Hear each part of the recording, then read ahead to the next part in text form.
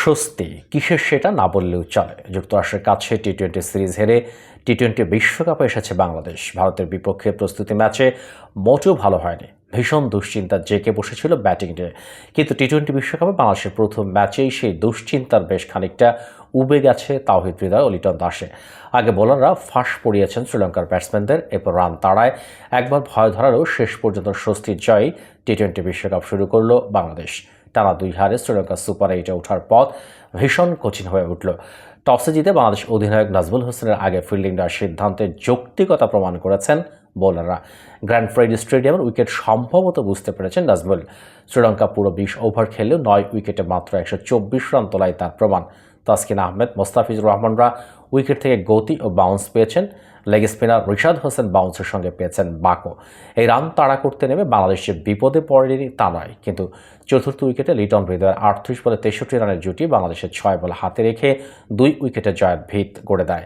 রিশাদের বাক পাওয়া দেখে সম্ভবত স্পিনার ধনঞ্জয় ডি সিলভাকে দিয়ে বোলিংয়ে শুরু করান লঙ্কান অধিনায়ক ওয়ানিন্দু হাসোরাঙ্গা। ইনিংসের তৃতীয় বলে ধনঞ্জয়ের বলে সৌম্য সরকার যেভাবে ক্যাচ তুলে আউট হন সেটি ভুলে যাওয়ার মতোই। 6 ওভার শেষে বাংলাদেশের স্কোর ছিল 3 উইকেটে 34। এখান থেকে ম্যাচ যে কোনো দিকেই যেতে পারত। ভাগ্যিস লিটন হৃদয় অন্য কিছু ভেবে রেখেছিলেন। 5.3 ওভার থেকে 11.4 ওভার পর্যন্ত টিকেছে দুজনের জুটি। এই পথে লিটন একটু মন্থর ব্যাট করলেও সেটি ম্যাচের প্রয়োজনই ছিল, কারণ অন্য প্রান্তে হৃদয় বাজে বল ছাড়েননি। 4 ছক্কা এবং 1 4-এ 20 বলে 40 রান করা হৃদয় 11.4তম ওভারে আউট হওয়ার আগে হাসারাঙ্গাকে মেরেছেন টানা 3 ছক্কা। 38 বলে 36 রান করা লিটন 14.1 ওভারে আউট হলে ম্যাচ ততক্ষণে বাংলাদেশের হাতের মুঠোয়। জয়ের জন্য 35 বলে দরকার ছিল 26 রান। মাহমুদুল্লাহকে নিয়ে এই পথটুকু পাড়ি দেওয়ার কথা ছিল অভিজ্ঞ সাকিবের। 13 বলে 10 রানের জুটি গড়ার পর 17তম ওভারে সাকিবের দারুণ ক্যাচ নেন তিকসানা। 14 বলে 8 রান করা সাকিব আউট হওয়ার পর বেশ চাপেও পড়েছিল বাংলাদেশ।